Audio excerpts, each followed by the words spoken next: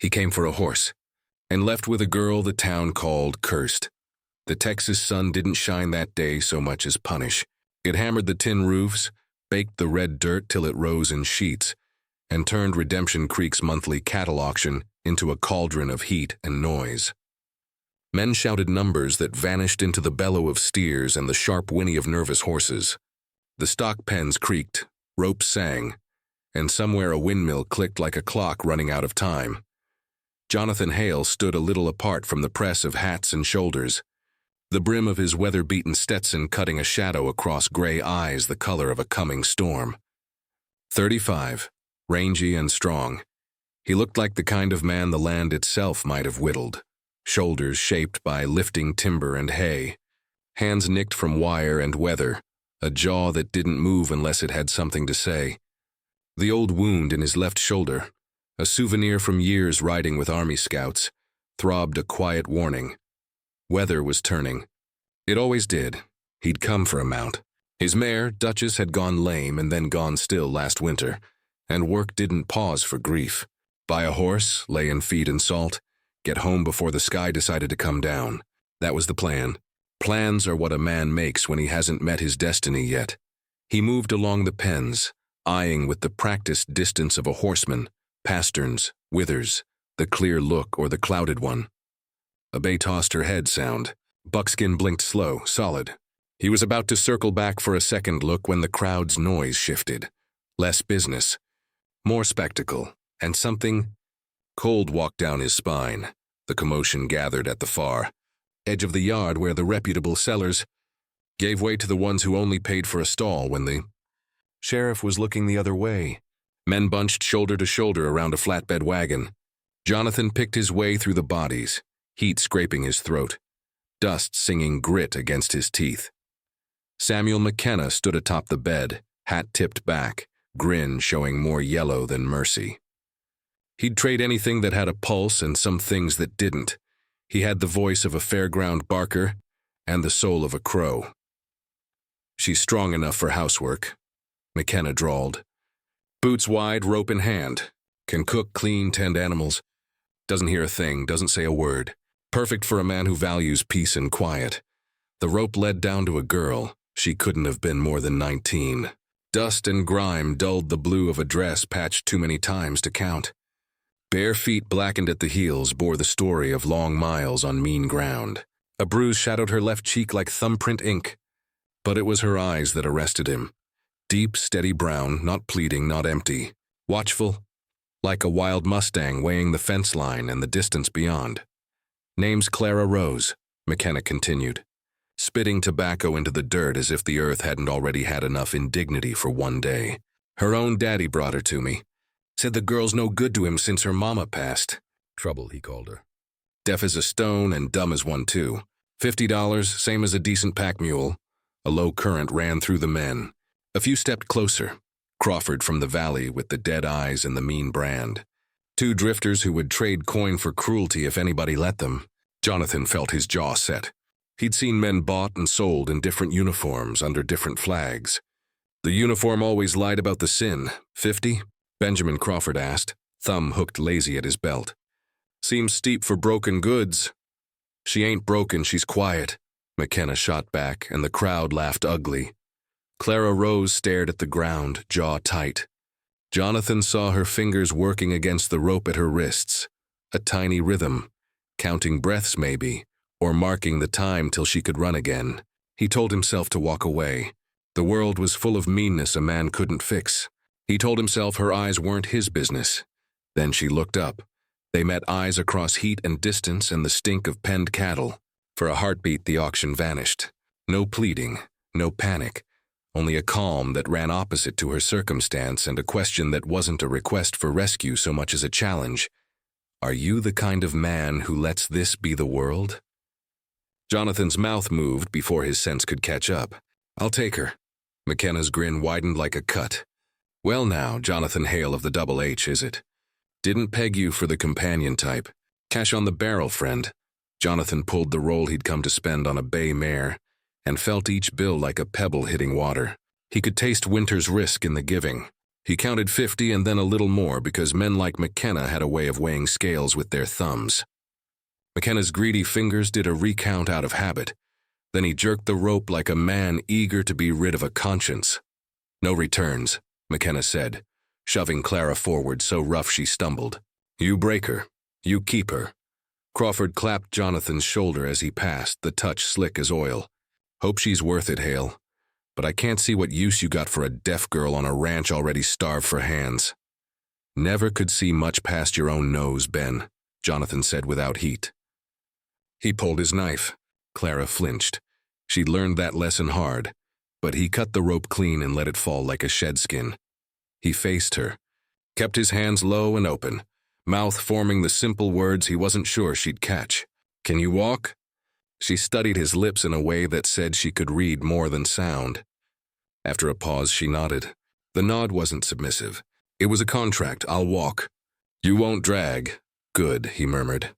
Half to her, half to the part of himself that could not, would not leave her here. "Let's go." They cut through the market's artery of noise, slipping between bodies, heat rolling off men and mules. Jonathan didn't touch her. He didn't need to. She kept an easy pace a step behind, quiet as someone who had learned stealth for survival. At the edge of town, beneath a scraggly mesquite, his wagon waited, the team, thunder and lightning, dozing in the thin shade. He checked the water buckets, buying himself a moment to ask what in God's hot name he was doing. He'd come for a horse. He was leaving with a human being, young, hurt, and bound to change the shape of his days in ways he could not predict. He turned and found her watching him. In the clean slant of shade, she looked younger and harder all at once. Dirt and bruise couldn't hide the bones of a beauty that had nothing to do with paint or lace. He pointed to the wagon bed, then to his own knees, miming a sit with exaggerated patience. Her gaze flicked from his face to his hands. Then she climbed up with a nimbleness that said grace wasn't a word for church only. He climbed to the seat, gathered reins. "Long ride," he said over his shoulder, the habit of words too old to break. "Best get comfortable." The team leaned into harness. Wheels groaned. Redemption Creek's storefronts passed in a parade of heat-shimmered reflections. Tin, glass, and men pretending their souls weren't visible in broad daylight. In the window of the dry goods store, he saw them as the town would remember. A solitary rancher in a dust coat and a thin girl in a faded blue dress, both headed toward a horizon the town would never try to reach. The road unspooled like an old prayer, rutted, stubborn, used by thousands of hooves and still refusing to lie flat. The air changed out beyond the last windmill. Less people, more sky. Thunder tossed his head. Lightning blew a breath. The earth smelled tired. 2 miles out, the world tilted. The wind dropped its lazy afternoon act and came at them hard and flat. Jonathan's shoulder flared. The old wound always knew first. He squinted northwest. The sky there had gone jaundiced. That sick yellow-brown that meant the land was about to try to eat the air sandstorm. He angled the team toward distant limestone. Cutbanks, shelter if they could reach. Them calculating speed against distance the way a man who has lived through worse learns to do. He was measuring when he felt the lightest tug at his sleeve. He turned. Clara had crawled up to the seat beside him, hair whipping, eyes urgent. She pointed southwest, not toward the visible outcrops, but at nothing but scrub and red earth. Then without sound, she made 2 fingers walk and dive, hand shaping a narrow cut in the ground. "There's nothing that way," he said, even as the wind stole the words. Her lips didn't move. Her hands did, fast, precise. Trust. The first sand devils ran across the road like wild children. He looked at the obvious shelter, the rock he could see, and then at the girl who had survived things he couldn't name. He snapped the reins and swung the team southwest. They ran the wagon harder than he liked. The wind rose to a scream, tearing voices apart and turning the world the color of rust. Clara braced one hand on the rail, the other still pointing like a compass needle that believed in itself. Then the land broke, an abrupt dark seam where the plain sagged into a narrow wash. From above you'd miss it. Down in it you could live. Jonathan took the drop at an angle, wheels skidding, brakes screaming. The cut opened into a hollow like a cupped hand. Stone overhang, wind breaking on either side. He hauled the team under, threw the brake and vaulted down. unhitching in movements his body knew better than his mind. Horses were white-eyed but smart enough to feel shelter when they stood in it. He tied them short, turned. She was already securing the tarp, collecting anything that would blow, moving with a competence he hadn't paid for, but now owned the benefit of. Then the world roared. The storm slammed over them like a train made of knives. Sand needled his skin and hissed into every seam. He pulled his bandana up. She had nothing. Without thinking, he shrugged off his duster and threw it over her head and shoulders, making a tent of him in cloth and rock. For one breath, the whole world narrowed to the space under the coat. The heat of two bodies, the scent of leather and soap, the gold flecks in her dark eyes. They weathered it shoulder to shoulder. The rock taking the worst, time stretching until it snapped. When it did, the silence came on soft feet. Dust hung in the air like the end of a bad dream. He stepped back, sudden about the impropriety of the position, as if society's rules had somehow also ridden the storm. She shook dust from his coat, tried to hand it back. He gestured, "Keep it." Evening would come cold, and she was all bone and stubborn. He checked the team. They'd come through. He checked the wagon, secured. He checked the girl last and found her sitting against the rock, drawing slow breath, hands sifting the ground as if listening with her fingertips. Jonathan crouched. He pointed at his chest.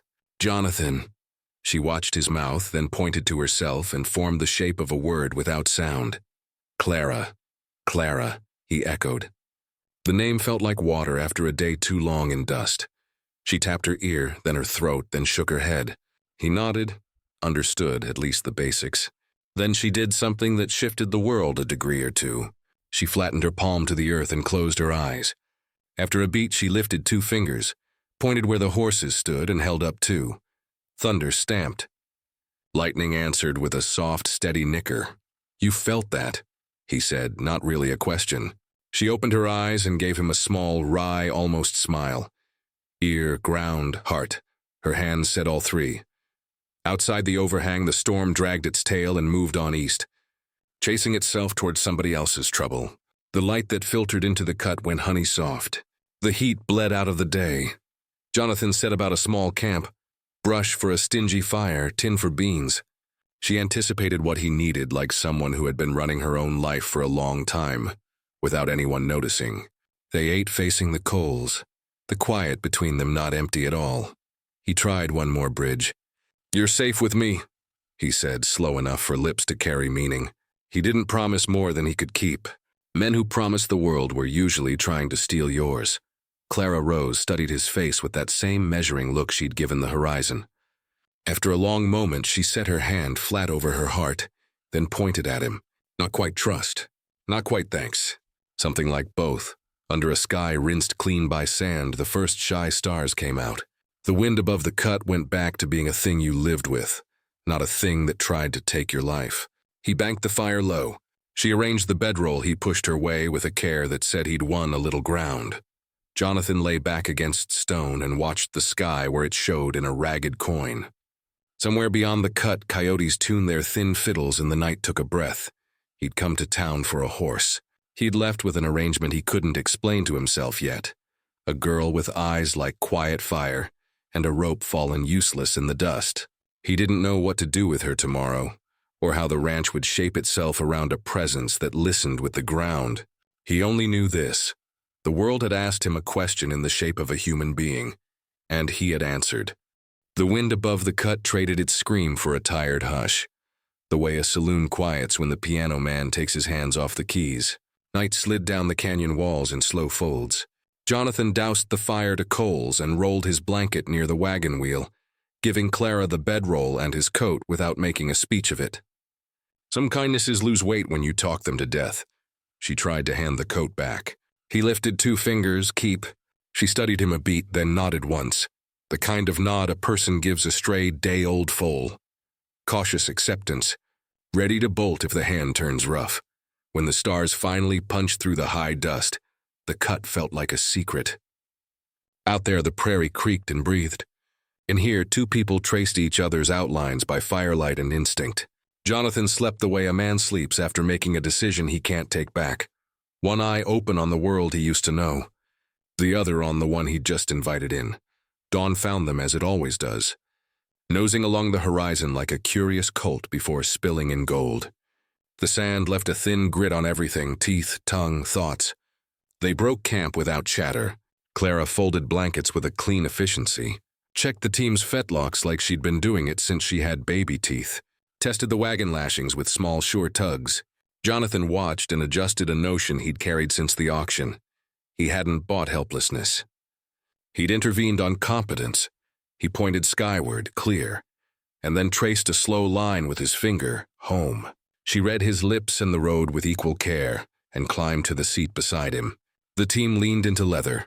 The wagon rose out of the earth's seam, and the wide country opened again like a book that refuses to end on the worst page. For the first miles, silence rode with them. Jonathan had respect for silence. He'd spent years listening to it say more than men ever did, but he wanted to know what he could rely on. He tapped his chest. Jonathan. Then he touched the reins, the seat, the road, his small world. She watched his mouth. Then she tapped her chest. Clara. A soft shape on her lips, not sound, like a word remembered by the body after the throat forgot. He took a chance. He spoke slow, framing each syllable so a reader of lips could catch its shape. Not deaf. All the way? She touched her ear and rolled her hand. Some. Then she flattened her palm on the seatboard. The wood hummed faintly with wheel and road. She tapped her heart last and held his gaze. Mostly here. It wasn't a sentence, more a map. They rolled through country that never quite decided if it wanted to be grass or stone. Antelope froze, then arrowed uphill. A hawk drifted like a thought no one could pin down. By mid-morning, the sun climbed high enough to start making promises. It would keep till sundown. Jonathan passed Clara a canteen and looked away as she drank, the old code of giving dignity to someone who'd been denied it. She returned it with a small sign that had to be thanks, fingers brushing chin and moving out like a bird let loose. A mile later, Thunder's right ear twitched and the gelding shied a step, just one. But Jonathan felt it all the way up his arms. He was reaching down to check the trace when Clara's hand shot out, catching his sleeve. Her other hand cut the air twice, stop, and then pointed toward a stand of cholla and prickly pear on a low rise. Jonathan squinted. Nothing obvious. But he'd bet horses over men and her hands over a lot of talk. He eased the team to a walk, then a halt. The prairie pretended to be empty. Then the emptiness moved. Two skinny coyotes stepped out of the green, hackles high, lips pulled back to show the bad manners time had given them. Behind them, a calf stumbled, wild-eyed and blood-drawn, thorns clotted in its flank. Poor little fool, Jonathan muttered. Lost the herd. Clara was already climbing down. He grabbed the rifle by reflex and then set it back because she didn't move like fear. More like someone who's negotiated with danger before and learned its terms. She walked slow, shoulders soft, palms open, coiling no threat. The coyotes held their ground, confused by a human who didn't read from the usual script. She hummed. It wasn't a melody so much as a vibration, low and plain, like the sound a mother makes to a child who doesn't know what words are yet. The calf swung toward her like a compass finding the right mountain. The coyotes decided the world had gone odd and loped off to tell it to someone who'd care. Clara reached the calf, crouched, and pressed her palm to its ribcage. The little thing trembled in lines, panic, pain, a loneliness that had weight. She breathed slow on purpose, lengthening her own exhale until the calf's shakier one tried to follow. Jonathan saw it, the moment the shiver smoothed, the heart inside that wet body finding a new metronome. She found the thorn bed, worked them out gentle, let the blood run to clean the wound, and packed the angriest punctures with a paste she mixed from a pocket twist of dried leaves and a little water. The calf stood the way pride stands on a bad day, on three legs, defiant. Where's your mama? Jonathan said, scanning the horizon. Nothing but distance. Clara touched the dirt with two fingers and closed her eyes. After a breath, she pointed. East toward a gray line that might have been nothing if you didn't know what to look for. Cattle dust. He'd have missed it. She didn't.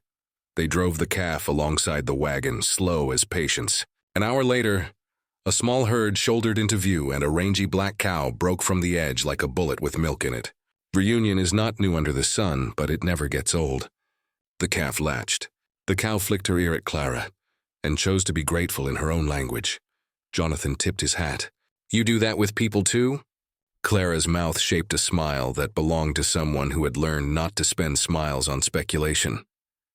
She lifted her hands. Sometimes, if they let me, they rolled again.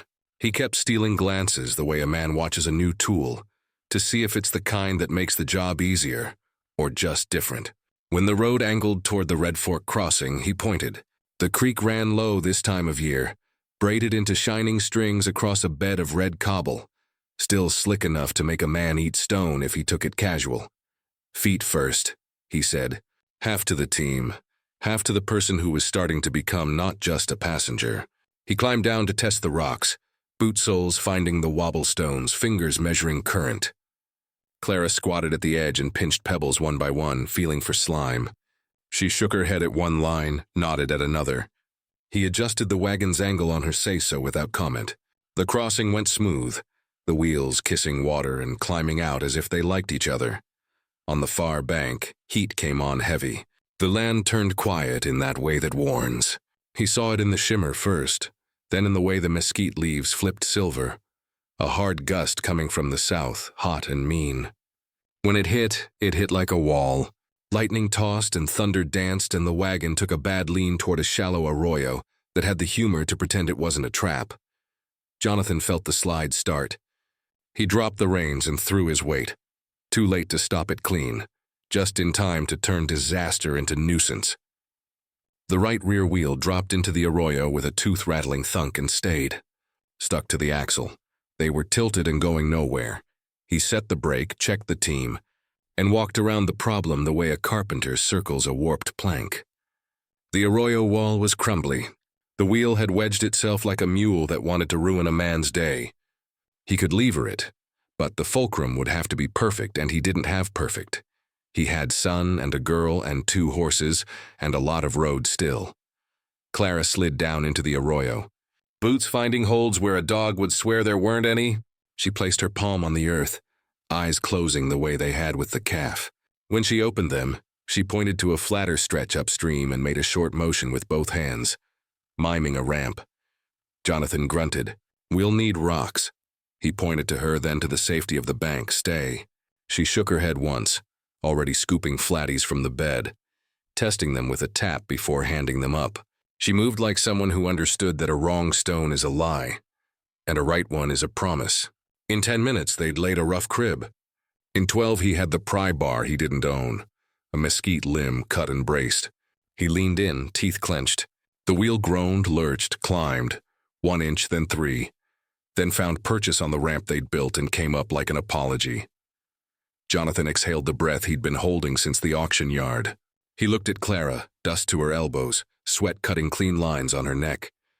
You sure you're not the rancher and I'm just the fella holding the reins? She shot him a look that said compliments were nice, but water would be better. He laughed, a short, surprised sound he hadn't heard from himself in a while, and passed the canteen. By late afternoon, the country lifted and folded into the low ridges that cradle the Double H. The light softened at the edges, shadows lengthened with the grace of tired men. Clara shifted beside him, eyes darkening not with fear but with that brace people do when they know a threshold is coming. First impressions are the kind that stick. They crested the last knoll and the ranch took the stage. Nothing grand, just honest. Adobe and board, smokehouse lean-to, chicken run, windmill clacking a rhythm older than any hymn. The corral rails threw long bars across the ground, and the horses inside lifted their heads like congregants seeing a familiar preacher. Double H, Jonathan said, slow for her lips. Home. He let the word sit between them so it could be weighed and not just heard. Before the wagon stopped rolling, Clara's eyes had already found the horses. It's a thing people with a certain kind of heart do. Count the animals like they're checking a family in a crowded room. She was off the seat before he could offer a hand, swift, direct on a string to the corral. Liberty, the bay mare with more sense than most men, came eager, ears pricked. Clara raised her palm, let Liberty breathe her, then laid her hand along the neck and closed her eyes. Jonathan watched the mare's breath change, slower, deeper, as if someone had knocked worry right out of her. Clara's fingers traced down Liberty's shoulder to the right fore. She paused, glanced back at Jonathan, and tapped the tendon with a gentleness that still managed to be diagnostic. He climbed in and felt it, heat where there shouldn't be. A puffiness a man might miss till it turned costly. Well, I'll be... He looked up. No gloat in Clara's face. No told you so. Just the quiet relief of being useful. He fetched the liniment, a roll of bandage, and the old tin of salve he swore worked better because his mother had believed it would. Clara mixed a poultice with dried leaves she plucked along the fence line, mullein and something minty, and spoke in her language. Hands, touch, patience. Liberty leaned into the care the way a child leans into a story. "Where'd you learn that?" Jonathan asked, shaping the words so she could harvest them whole. Cradle, foal, land. Her hand said since small, around horses. Learned by doing. He showed her the pump, the tack room, the feed bins, each space tethered to a memory. A winter fix, a summer triumph, a night he'd chosen to keep living. In the kitchen, he held up 2 fingers, beds. Then he pointed to the little storeroom off the kitchen, half tools, half old quilts. She shook her head and pointed toward the barn. "You want to sleep there?" he said, eyebrows going up before he could stop them. Then he understood. Trust is a barn cat. Feed it, give it a corner to hide in, and maybe it adopts you. She'd take the stall and the hay over a roof and walls she didn't own yet. "As you like," he said. No hurt in it. Just a plan forming for extra blankets and a lantern hung high. Evening fell with the quickness of the west. He built a small supper. Beans, skillet cornbread, coffee that could take paint off a buggy. She ate neat and steady. When their eyes met across the lamplight, he decided to risk a truth. "I don't know all of what you've seen," he said, slow and clean, "but I know the look of a person who's been treated like a problem. You're not one here." She held him there a long beat, then lifted a hand and made a sign he hadn't seen yet. Fingers of one hand closing around the thumb of the other, then opening, releasing. He guessed at it, burden no more. Maybe he was wrong. Maybe it was something softer. He didn't ask. The meanings get bigger if you leave them alone. Outside, coyotes called up the moon. In the barn, Liberty shifted, set her weight on the good leg and sighed like a woman done with crying. Jonathan banked the stove and stepped to the door. On the porch, the night was black silk pricked with stars. Behind him, the house he'd built with his hands. Out there, the life he'd been living without knowing what was missing. Beside him now, a girl who heard with the ground and moved like she owed the world no apology. He spoke to the dark because men who live alone learn to do that. "We made it." From the barn came a low hum, not loud, not needy. A note drawn from a throat that had been hurt and still insisted on singing. It reached him the way a promise does. Quiet, improbable, and suddenly the only thing you want to keep. Morning took the chill out of the boards. The double H woke the way it always had. Windmill ticking, hens opinionated, a coffee smell strong enough to walk on. But the rhythm changed where it touched Clara Rose. She'd taken the stall nearest the barn door and hung the lantern high the night before. At first light, she was already moving. Shoulders squared to work. Hair braided tight, coat cuffed to the wrists he'd seen bruised by some other man's rope. Liberty watched her from the corner of a soft eye. The mare lifted and set her weight like a careful dancer, while Clara unwrapped the bandage. Heat was down. Swelling had given a little. The poultice smelled green and honest. Clara rinsed the leg with cool water, worked her fingers along the tendons slow, purposeful. The mare blew out a breath and put her head down like someone had finally understood the question she'd been asking all night. Jonathan leaned on the half door, feeling that strange ache he got when something went right, and he wasn't the one who made it happen. "You keep that up," he said, slow for her lips, "and she'll be loping by next week." Clara tipped her head, not a boast in her, just the clear light of usefulness in her eyes. She patted Liberty's shoulder twice, the same way a woman pats a child who's done a hard thing, and then turned to the next stall. Washington, the old paint, had been stiff for near a year. He tolerated humans the way a saint tolerates fools, which is to say, barely. Clara didn't mind. She stood with him first, back to the door, tasting the quiet, the way the dust motes turned in the shaft of light. Then she reached for him and found his stubborn without offense. Her hands worked the knots out of his hamstrings with a knowledge that didn't come from books. He dropped his head and forgot to be offended. "Where'd you learn that?" Jonathan asked, more curious than cautious now. Clara's fingers paused, then drew pictures over air. A cradle rocked. A foal's knobby knees. Her hands spread wide, the land itself. She'd grown up in the shape of animals, in the sounds and silences of work. Somewhere between then and this barn, she'd been hurt and sold, and told she was a burden. The barn, for its part, looked like it wanted to apologize on behalf of the human race. They built a cadence without saying so. She took first light in the barn. He fired the stove and checked the line of fence posts that always tilted wrong after a hard wind. They met at the pump, jar-trading wet hands for dry. He taught her the way this place fit together, how the smokehouse draft ran best, which hen would flog for sport, where the cistern lied about being full. She taught him to notice different, how Washington's ears were talking to liberty, how the cats gathered before a weather change, how the ground's thrum altered underfoot when a snake hugged the shade of the sill. Midday, Miguel Cervantes rode up, hat cocked, grin easy. He worked his own place down valley and traded labor with Jonathan the way neighbors ought to. "Heard you went to buy a horse and came home with a story," Miguel said, dismounting. His gaze slid past Jonathan to the barn where Clara moved in that steady, no-wasted motion way. He touched his hat to her like he would to any person who had earned their place by daylight. "Stories learning our brand," Jonathan said. Miguel peered into the stall. "Liberty looks better." "Thanks to her," Jonathan said simply. Miguel nodded like the world had proven something he already suspected. Women and horses. They listened past pride. He fetched the post-hole digger without asking and fell in beside Jonathan on the fence line.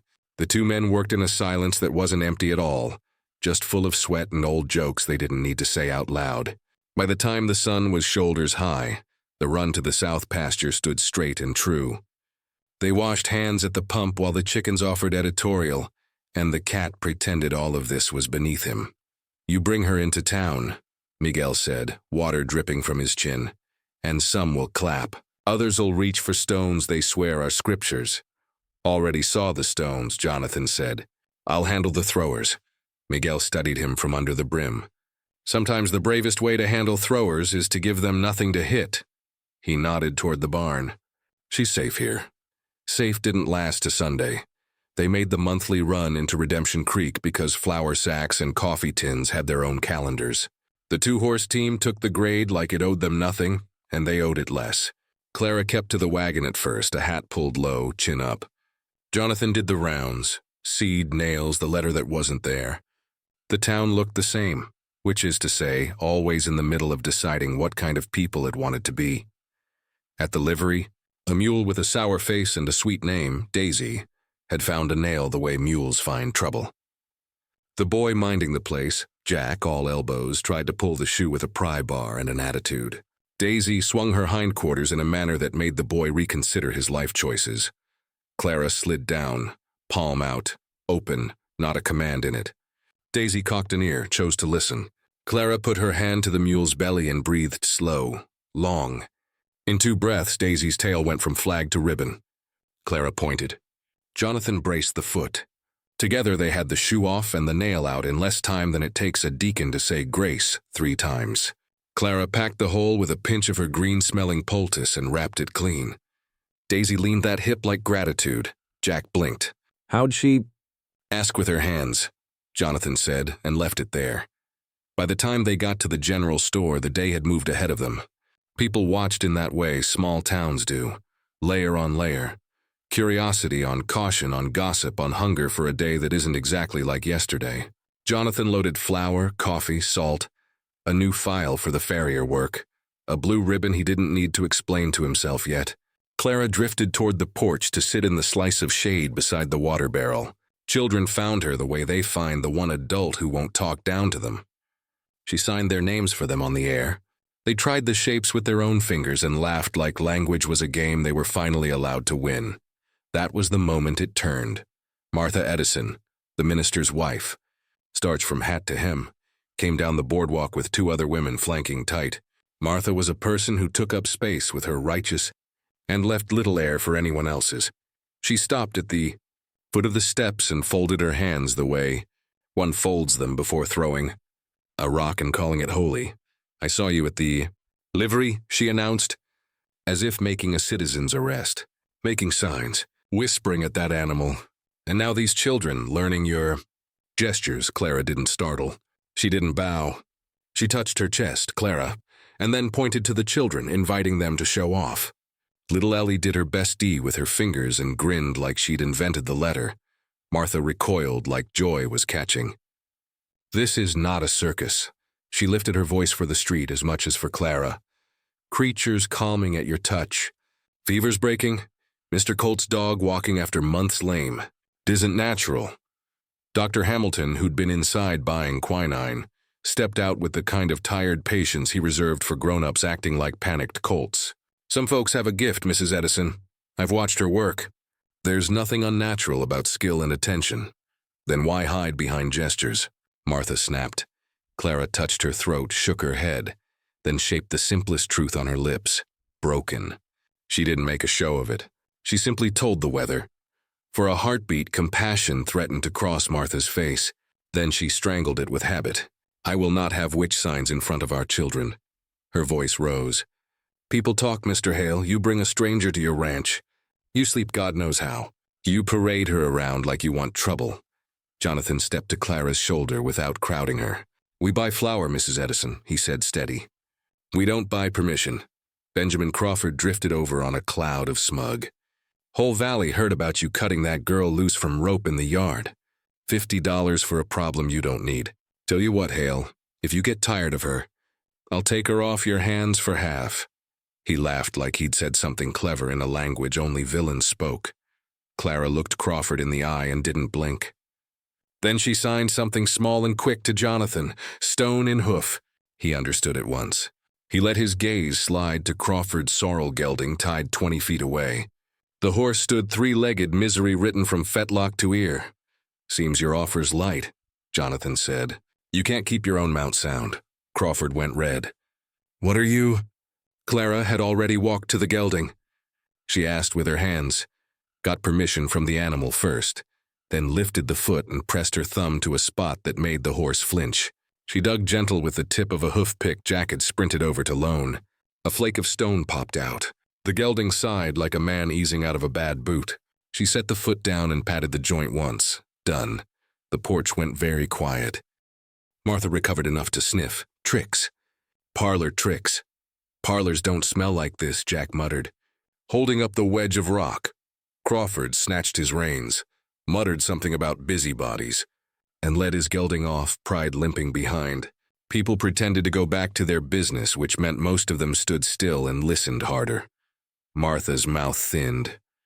This isn't over, she said, which people who are about to lose say like it's a promise and not a warning.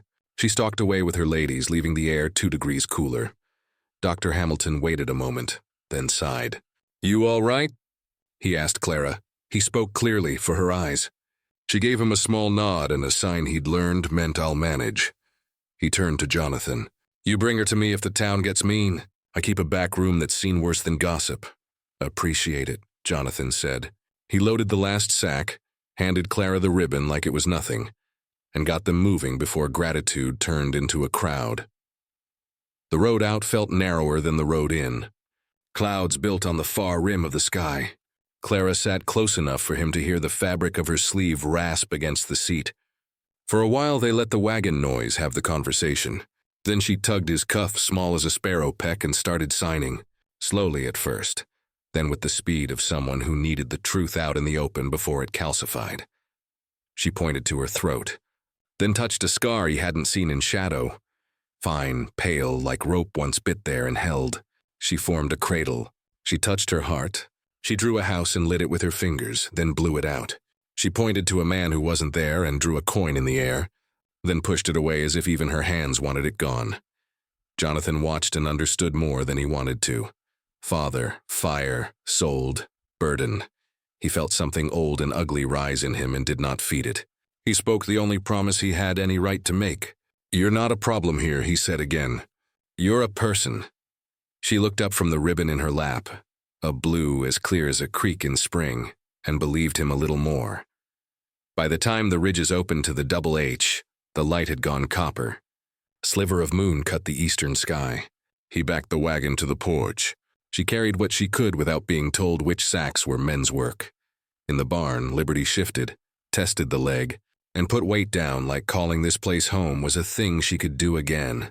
They ate in the small kitchen with the window open to a cricket choir. When the dishes were done and the coffee drank to mud, Jonathan stepped to the doorway and let the night lay a hand on his shoulders.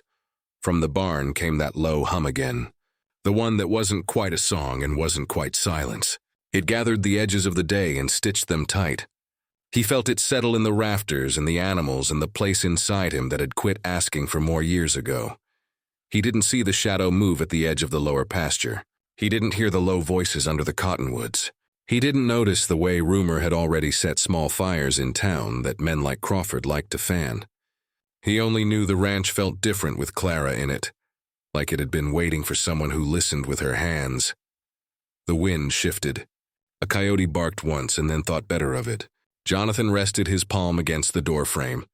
Wood worn smooth by days he could count and days he couldn't, then blew the lamp and let the dark have its due. Out there, the first spark of trouble looked up at the double H and smiled. The valley holds sound the way a church holds breath. One rumor is enough to change the echo. By week's end, Redemption Creek had decided that Clara Rose's hands did more than help. The story wore different coats depending on who told it. Spell signs, unnatural quiet, horses kneeling. But the tail never wagged far from the same dog. Fear? Work didn't slow at the double H just because talk got mean. Mornings belonged to chores. Liberty set her weight with cautious pride. Washington rediscovered the pleasure of picking up his feet without cussing. The young stud Grant played brave until Clara's fingers found the knot behind his ears. And then he melted like a boy who'd been mean because he didn't know how else to be. Chickens still filed grievances at the pump. The windmill still complained when the breeze forgot its manners. Midweek, a wagon rattled into the yard with a farmer named Ezra Pike, hat in both hands, eyes full of a kind of hope that makes a person fragile. A little girl lay on quilts in the bed, cheeks too pale, lips too dry, lashes stuck like straw. Fever had ridden her hard. Dr. Hamilton had done what a science man does when the numbers line up and still fall short. He'd told Ezra to come here. Clara moved soft. She didn't touch the child right away. She set a cup of water on the wagon bed, where a small hand could find it if it wanted to. She showed her empty palms to the mother who stood rigid with fear. A woman coiled so tight grief would make her ring if you flicked her. Then Clara sat, closed her eyes, breathed slow and steady until the rhythm in the bed shifted by a hair, then another. When she finally laid her hand on the girl's hair, it was like setting a warm stone on ice. Jonathan watched the woman's face as much as the child's. Skepticism is a proud horse. It won't come when called, but it edges closer to the fence when someone feeds the truth nearby. When toward noon, the girl's lashes unstuck and her mouth remembered how to ask for water, the mother's hands flew to her face, fingers pressed hard to stop a sob, like it might spook the moment. Ezra gripped Jonathan's forearm like a man who'd just leaned out over a canyon and found the bridge would hold. They left with jars of broth and a twist of herbs. Ezra tried to press coins into Jonathan's hand. Jonathan closed his fingers over the farmers and pushed the money back. "Pay it forward," he said. "Fence a widow's pasture. Fix a neighbor's hinge." Ezra nodded, and for a second the world remembered its better self. By supper time, 3 different versions of what happened at the Double H were already hitching themselves to opinion back in town. That night, a rock came through the kitchen window.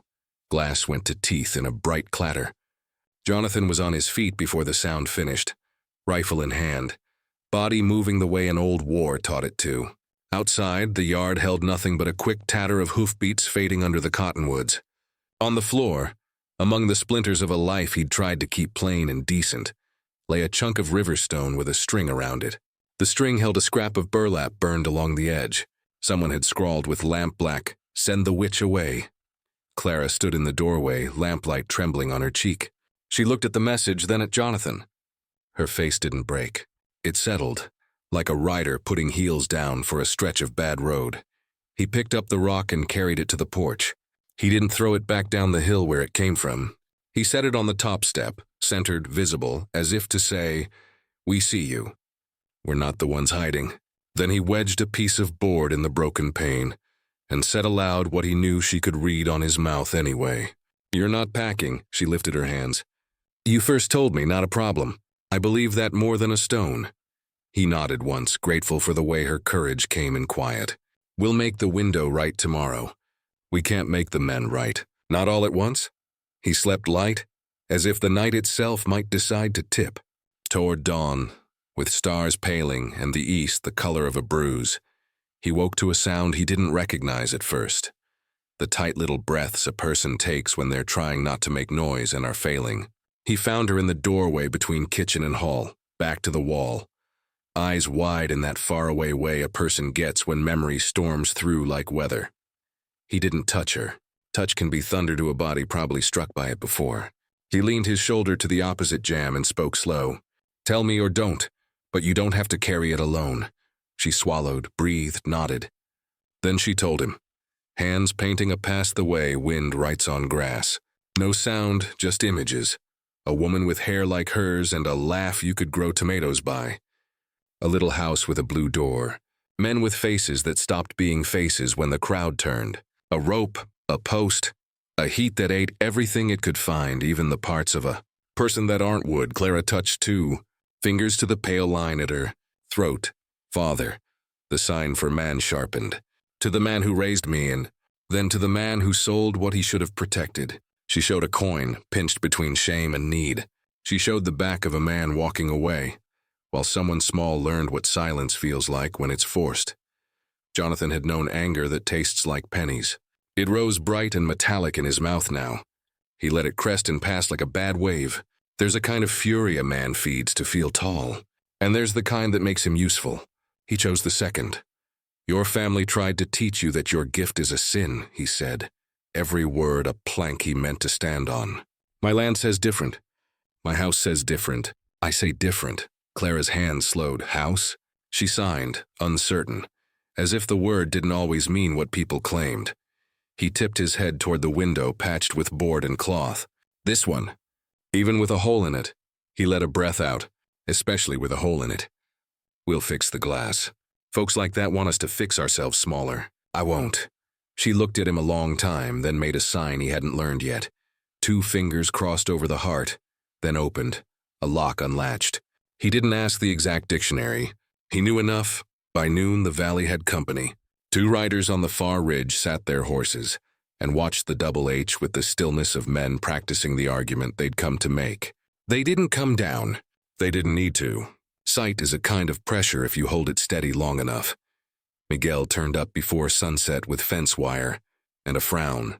"Town meeting Sunday after service," he said. "Word is they're going to discuss community standards. That's a fancy way to measure who to shove." "I don't take minutes at those," Jonathan said dry. "I build fence," Miguel checked the barn. "And I bring wire. But you might want to be seen, amigo. Not to argue, just to be a man with a name and a place. Ghosts get blamed. People get remembered." Clara stepped out of Liberty's stall, hands dusty. Hair escaped from its practical braid. Miguel tipped his hat. "Senora," he said, and meant it. "They'll come knowing a rumor. Let 'em leave knowing a person." Clara glanced at Jonathan. "Choice?" her hands asked. "Always," he said. But he added the party owed the truth. "If we stay away, they'll say it's guilt. If we go, they'll say it's defiance. The saying is their business. What we do is ours." Sunday put on its better shirt and still managed to look like a day that was going to spill. Redemption Creek's church sat a few doors off Main, whitewashed to the point of apology. The town gathered, a color wheel of hats and a map of faces that remembered every debt and slight the way land remembers fences. Clara wore the blue ribbon in her hair like someone quietly claiming her own head. She and Jonathan stood near the back, not sneaking, not front pew bold. When the hymn ended and the amens thinned, Thomas Roosevelt, banker, alderman, self-appointed shepherd of other people's souls, cleared his throat and climbed 3 inches of power onto the pulpit step.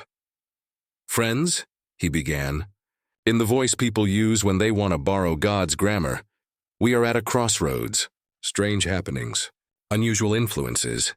Signs and wonders that don't fit the order of our good town. He turned his gaze, careful as a cattle brand, until it found Clara. We've always welcomed strangers, but we do not welcome trouble. Dr. Hamilton, respectable in his Sunday black, stepped from a pew near the front. What we do not welcome, Mr. Roosevelt, is ignorance dressed as piety. I've witnessed Miss Clara's work. Call it skill. Call it listening. If that's trouble, may we all be bothered so. Martha Edison rose, spine a yardstick. You didn't see my neighbor's dog walking after months lame, she said, meaning exactly the opposite of what her words claimed. You didn't hear the humming. Children learn those signs and they'll forget the good book. The good book says love casts out fear, Sarah Nightingale muttered, loud enough to carry by accident. Roosevelt paled a shade that spoke of bills coming due. We'll appoint a committee, he said quickly, to look into matters, for the safety of all. A committee is what a town invents when it wants to hurt someone politely. Jonathan felt the old wound in his shoulder make its weather prediction again. He reached for Clara's hand and didn't quite take it. He let his fingers hover a whisper from hers, close enough that she could decide. She slid her hand into his without looking at him. Gasps make a strange music. It skittered through the room. Jonathan didn't care. He cared that her palm was dry and steady, and that his felt less empty with hers in it. He raised his chin a fraction. We'll be at the depot at dawn, he said, voice low but clear enough to carry. Anyone who wants to accuse, do it where trains run and folks can leave if they've had enough. We'll hear it in the open. Not in back rooms. Roosevelt's mouth flapped and then remembered it was attached to a man who liked control. Fine, he said. Dawn. On the walk back to the wagon, the town split like a river running around a rock. Some looked away. Some looked with the hunger of people who came for a show. A few touched their hats to Clara with the quiet courage it takes to do the small right thing in public. Back at the Double H, the wind had sharpened a degree. The sky over the cottonwoods held a gray smear like a thumb had dragged charcoal across it. Jonathan checked the lamps twice. He set the heavy bucket by the pump without saying why. He stacked the new glass for the kitchen window on the table and left the board over the hole until morning. Clara stood in the doorway, watching the light settle into the pasture like it was learning how. She lifted her hands and signed slow, each motion a pebble laid exactly where it needed to go. Tomorrow. Words. Many. But truth is simple. He read her lips when she added a whisper of sound to the sentence. Together. Together, he said back, letting the word be a nail driven deep where no wind could find it. Night came anyway. Night always does. Somewhere under the cottonwoods, flint met steel, and a tiny spark learned it could be a blaze if it had help. Men who'd forgotten what their fathers taught them about decency cupped hands around that spark and fed it their fear. In the barn, Liberty lifted her head and blew softly. Not yet alarmed, only listening, on the porch. Jonathan sat with his rifle across his knees, not hunting war, not inviting it, just ready to say no without shouting. Inside, Clara lit one lamp and left the rest dark, her profile steady in the small circle of gold, her hands resting on the table as if even stillness could be useful. The house breathed. The land waited. Dawn would come with trains and talk, but the first test had already begun, the kind made of darkness, dry wood, and the distance between a match and a man's soul. Dawn in Redemption Creek always carried a brittle chill. The depot's platform, usually a quiet place where dust motes shared space with the first whistle of a train, now trembled under the weight of half the town. Farmers, ranchers, wives with shawls wrapped tight, children peeking through elbows. They all gathered as if judgment needed an audience. The whistle of the morning train hung faint on the horizon, but today no one cared for schedules. They came for something older than commerce. They came for a trial without robes or gavel, a ritual the West knew too well. The sorting of who belonged and who didn't. Jonathan Hale stood at the edge of the platform, hat brim shadowing his storm-gray eyes, rifle resting but not forgotten against the wall. Beside him, Clara rose, barefoot, hair braided back with that single blue ribbon, stood with her hands folded in front of her. She didn't cower. She didn't look away. She faced them the way a mountain faces wind, silently, without apology. Thomas Roosevelt, banker and alderman, stepped forward, boots clicking sharp. His voice carried like a man too used to hearing himself echoed. "Neighbors," he began, "we gather because the peace of our town has been troubled. Livestock walking when they should limp. Children healed too fast. Horses bowing to a girl's hand. Strange things. Unnatural things. Things no Christian soul should abide." Murmurs rippled through the crowd. Agreement, fear, curiosity. A few nodded, eager to see a spectacle. Others stared at Clara with unease, as if she carried fire in her pockets. Dr. Hamilton's voice broke the murmur, calm and clipped. "I've seen her work. Healing stock, easing fever. Skill is not sin, Mr. Roosevelt. If you'd rather call every good deed witchcraft, then we're all damned." Roosevelt sneered. "Don't dress the devil in Sunday black, doctor. The good book says," but his scripture was cut short. Clara Rose stepped forward. Slowly, deliberately, she raised her hands. Fingers traced meaning into air. Her movements were deliberate, graceful as a hawk turning circles over a canyon. Martha Edison scoffed from the crowd. "See there? Casting spells right before us." "No," Dr. Hamilton countered, watching her hands carefully. "She's speaking."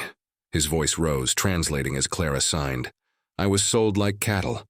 Called broken because I cannot speak as you do. Called cursed because I listen differently. But I do not harm, I heal. Your sick children, your lame stock, they stand today because of me. Is that what you fear? That kindness has a louder voice than cruelty?"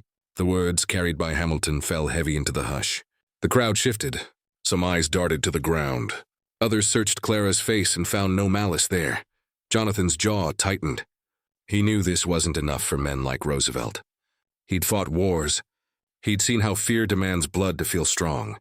And sure enough, Roosevelt's shout came sharp. "Lies! Trickery! You've bewitched even the good doctor. How else do animals kneel? How else do fevers break?" The tension cracked. Voices rose. A boy cried.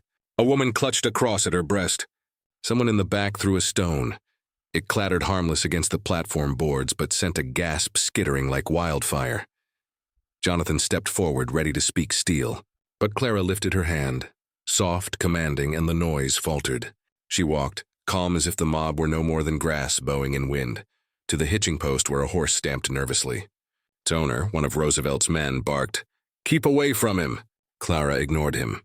She laid her palm on the horse's neck. The animal stilled, its ears pricked forward, and then, before the entire town, the horse bent its knees, slow, reverent, not in fear but in trust. Gasps burst wide. Some crossed themselves. Some stumbled back. Clara moved her hand and the horse rose again, shaking its mane as if nothing strange had happened. Dr. Hamilton's voice, steady as oak, translated her signs, not witchcraft, listening. "Animals speak in ways beyond words. I hear with my hands. I feel what they feel. That is all. If you call this evil, then you call God's creation evil." A silence fell, thick, dangerous, alive. Roosevelt's face flushed the color of rust. He bellowed, "Enough! If we allow this, tomorrow she'll have us all kneeling like beasts. I say we drive her out." But his words faltered. For from the edges of the crowd came other voices. Sarah Nightingale, clutching her child. "She broke his fever when your prayers couldn't." Ezra Pike, hat in hand. "My girl walks because of her." Old Joseph Beethoven. Voice cracked. "My hound runs again." One by one, testimonies piled up. A chorus not of fear but gratitude. Each word carved away at Roosevelt's thunder. Jonathan stepped forward at last, his voice low but carrying. "You came here to call her a witch, but what you've seen today isn't fear, it's grace. You'd cast out the one person who's given more back to this town than any of your sermons or silver. So here's the truth plain, she's staying with me. With the double H. And if anyone means to take her, they'll walk through me first." The air bristled. Hands hovered near gun belts, but no one moved, not yet. The train whistle screamed on the horizon, shrill and lonely like a warning from another world. And in that moment, between whistle and silence, the town realized the line had been drawn. Clara Rose was no longer a stranger on the edge of the valley. She was a choice, to fear or to follow. The depot boards groaned under shifting boots. The mob had come for judgment. Instead, it found its own reflection. Night on the Double H ranch usually carried a kind of silence Jonathan had grown to depend on. The wind sighing through mesquite, the distant low of cattle, the rustle of dry grass against fence posts. But that night, silence was broken by the sharp scent of smoke. Jonathan bolted upright in bed. Years of soldiering taught him to recognize that smell, to separate campfire from destruction. He yanked on his boots, rifle in hand, and tore through the door. The barn was aflame. Flames licked skyward, greedy tongues devouring wood beams, sending sparks whirling into the night like malevolent fireflies. Horses screamed inside, their terror carrying across the valley. The chickens screeched in their coop, shadows wild and frantic. Jonathan's heart slammed against his ribs. "Clara!" he roared. She was already running, barefoot, her braid loose, nightdress flapping against the wind. Her face, illuminated in red-orange glow, was pale but resolute. She darted past him toward the barn, hands already raised to calm what could not be calmed. Jonathan caught her arm. "No, you'll be killed." But she shook free. With a determination that made his throat tighten, Clara pressed forward. Jonathan had no choice but to follow. Inside, smoke clawed at his lungs. The horses, thunder, lightning, liberty, thrashed against their stalls, eyes rolling white. Clara moved straight to them, humming low in her broken throat way, hands pressed against hot flesh. Miraculously, the animals stilled. Jonathan swung the gates open one by one, shoving panicked bodies into the night air. Clara guided them like a shepherd, her touch and sound breaking through terror. They worked like that, wordless, desperate, until every living creature was out. Only then did Jonathan pull Clara back, coughing, their faces streaked black with soot. The barn groaned, beams collapsing in a rush of sparks. By dawn, the barn was nothing but smoldering ruin. Half the winter feed gone. Tools, tack, harnesses, all reduced to ash. Jonathan stood staring at it, fists clenched, knowing what the hoof prints circling the property meant. This hadn't been accident. This had been message. Clara stood beside him, her small hand reaching for his. She didn't flinch at the destruction, didn't cower like someone beaten. She simply signed their fear, their cruelty. "I will leave," Jonathan spun on her. "The hell you will," her eyes pleaded. She signed again. "They'll hurt you. Burn you out too." "I can't. Listen to me." Jonathan cut her off, voice hoarse but steady. "This is your home now. You're not leaving. Not for them, not for anyone. You hear me?" Tears welled in her eyes, catching light from the dying embers. Her hands trembled as she signed. Why? Why risk everything for me? Jonathan's throat tightened. For weeks he'd bitten down the truth, afraid it would break the fragile trust they'd built. But standing there, barn in ashes, smoke rising like a prayer, he couldn't hold it anymore. "Because I'd already lost too much," he said, voice raw. "Brothers in war, friends to time, and I'm damned if I'll lose you. Not to fire, not to fear, not to them." Clara's breath hitched.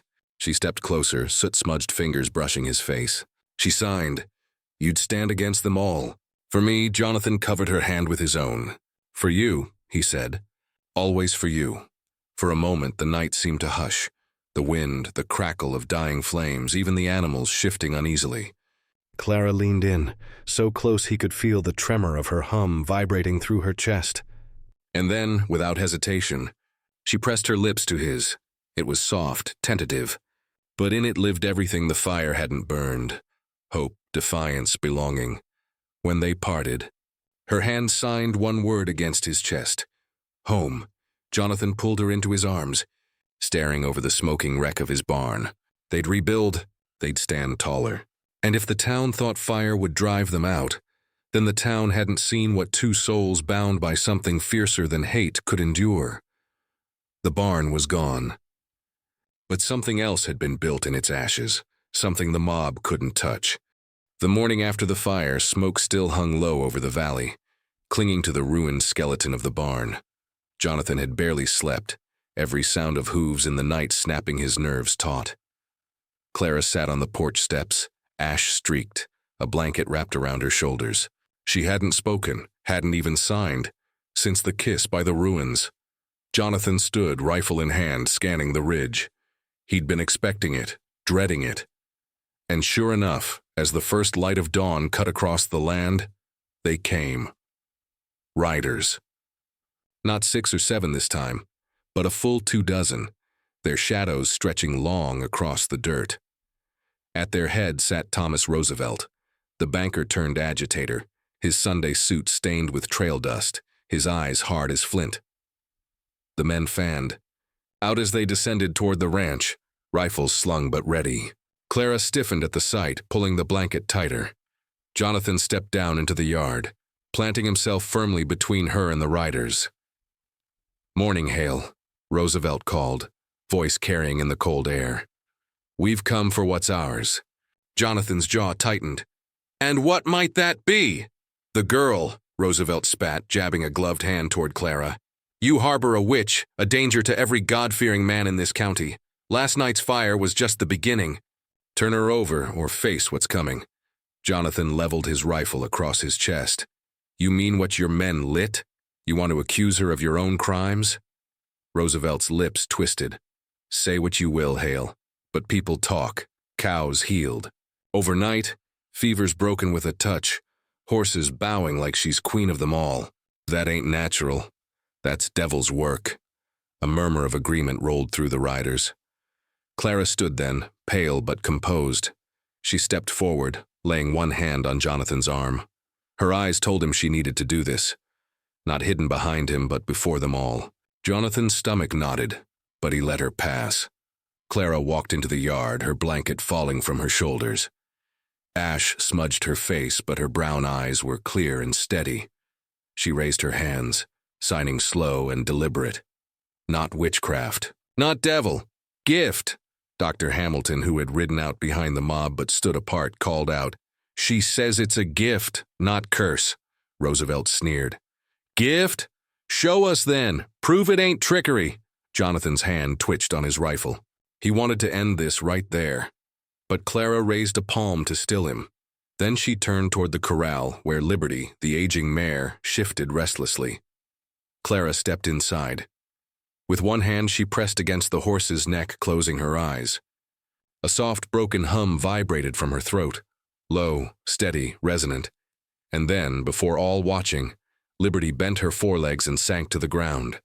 Calm, submissive, safe. Gasps rippled through the men.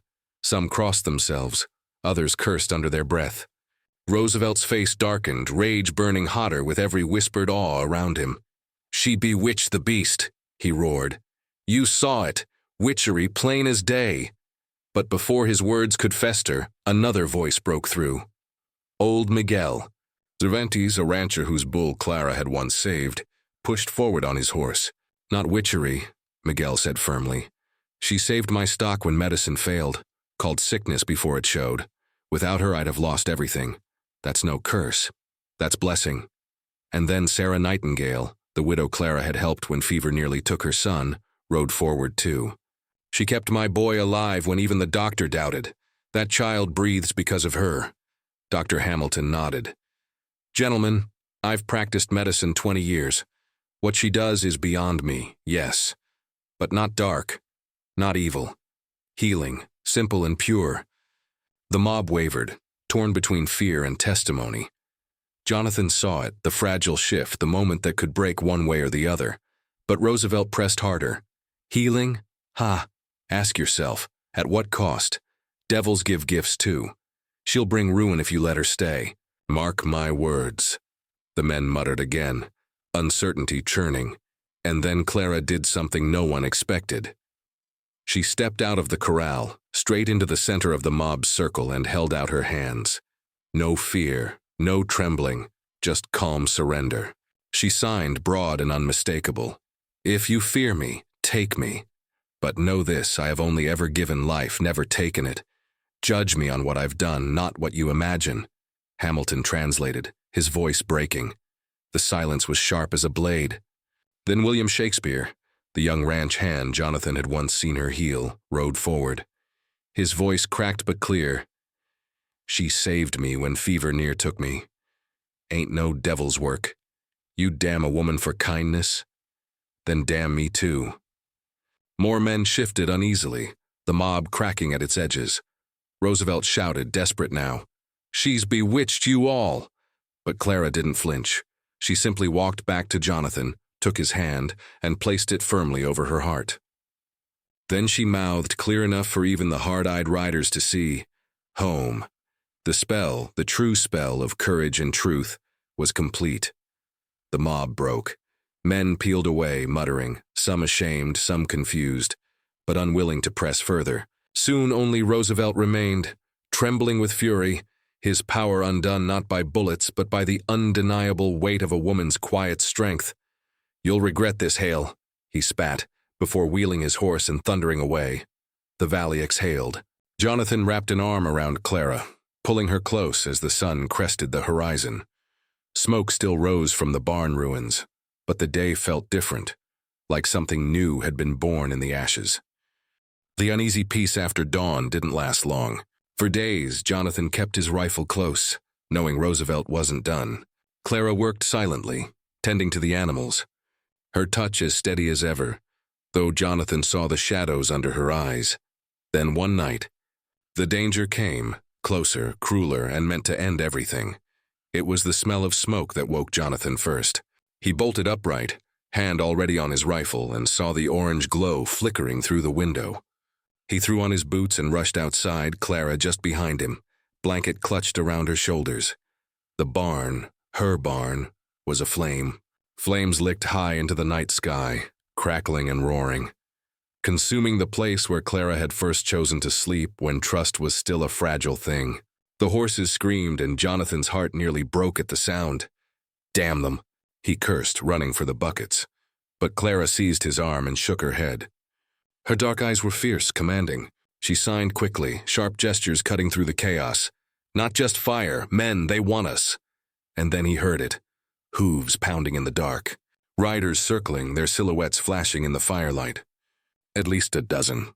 Jonathan raised his rifle, teeth clenched, ready to fight to the last. But Clara, her blanket falling from her shoulders, stepped forward, toward the barn, her swollen belly silhouetted against the flames. Jonathan's blood turned to ice. "Clara," he shouted, but she didn't stop. She raised her hands, palms open to the night, and began to hum. It was the sound Jonathan had heard before, that broken melody that came from somewhere deeper than her throat, from her chest, her soul. But tonight it was stronger. The sound rose and wrapped around the flames, around the terrified horses, around the very air, and in the midst of destruction, something shifted. The horses calmed. Their wild cries softened to low, trembling nickers. Jonathan threw the barn doors open and guided them out, one by one, into the yard. Each animal passed Clara, pressing its head briefly against her shoulder, as if drawing courage from her. But the riders didn't retreat. They drew closer, led once more by Roosevelt, his face lit by fire like some devil from a preacher's sermon. "There," he roared. "See it? The witch commands beasts and flame alike. Burn her before she curses us all." He raised his rifle. Jonathan didn't think. He leveled his own and fired. The shot rang out, grazing Roosevelt's hat and sending it spinning into the dust. The banker froze, stunned by the near miss, then snarled like a rabid dog. The mob surged forward. Jonathan shouted, "Back, Clara! Get inside!" But she shook her head. Instead, she walked straight toward the men, her hands lifted, her humming louder now, rising and falling like the wind itself. And then it happened. Every animal on the ranch, horses, cattle, even the barn cats, rose in a frenzy. But it wasn't panic. It was unity. They moved as one, a living wall between Clara and the riders. Cows bellowed, horses reared, dogs snarled, every creature vibrating with her song. The riders' horses bucked and refused to advance. One man was thrown, another dragged by his stirrup until he cut himself loose. Roosevelt cursed and lashed his mount, but the beast bolted sideways, eyes rolling white. "Devilry!" he screamed. "You'll pay for this, witch." But even as his voice rose, Clara's body suddenly folded. She clutched her belly and dropped to her knees, a cry breaking free from her throat, not of song but of pain. Jonathan's heart stopped. He was at her side in an instant, rifle forgotten. Her face was pale, sweat beading despite the cold night air. She gripped his hand and signed with trembling fingers, "The baby." Too soon, Jonathan's breath caught. "No, Clara, hold on." He shouted to the men, though most were already retreating in terror of what they'd seen. "Get Doc Hamilton now!" Roosevelt and his last few supporters fled into the night. leaving only the flames and the terrible sound of Clara's strained humming as she tried to calm herself through the pain. Jonathan carried her into the house, laying her on the bed. "Stay with me, sweetheart. Stay with me." Minutes later, Dr. Hamilton burst in, his coat half-buttoned, his face grim. "How long?" "Just started," Jonathan rasped. "It's too early, Doc. 6 months, maybe 7. Hamilton pressed his lips thin. "We'll do what we can. But it'll be hard." Clara caught Jonathan's sleeve, eyes blazing through the pain. She signed desperately. "Not just me. Them too, the wounded. I feel them." Jonathan didn't understand, but the doc did when townsfolk began arriving, those who had supported Clara, bringing the injured from Roosevelt's retreat. Men beaten, a boy trampled, wounds too dire for one doctor alone, and still Clara refused to rest. Between contractions, she reached for them, humming, touching, guiding Hamilton's hands where medicine alone failed. It was madness. It was miracle. By midnight, half the wounded were stable, and Clara was nearly spent. Her body shook, her breath came ragged. Jonathan sat behind her on the bed, supporting her, whispering into her hair, "You're stronger than a Mustang, stronger than all of them. I've got you. I won't let go." And then the cry. High, thin, insistent, a child's cry. Hamilton looked up, astonishment on his face. "She's here. A girl." Jonathan's chest broke open with something between laughter and sobs as Hamilton placed the tiny, squirming infant into Clara's arms. Clara, trembling, gathered her daughter close, tears streaming freely for the first time since he'd known her. She signed, weak but sure, "Hope." Jonathan pressed his lips to Clara's temple. "Hope," he echoed, his voice thick. The baby stilled then, looking up with wide, knowing eyes. "And God help him," she hummed. Soft, perfect, like an echo of her mother's song. The room fell silent. The wounded stared, the townsfolk crossed themselves, and Dr. Hamilton whispered almost in reverence, "A child born of fire. Gift." Jonathan looked at Clara, her face luminous in the firelight, the child pressed to her breast. And he knew, as surely as he knew the sun would rise, that everything had changed. Not just for them. Not just for Redemption Creek, but for the world.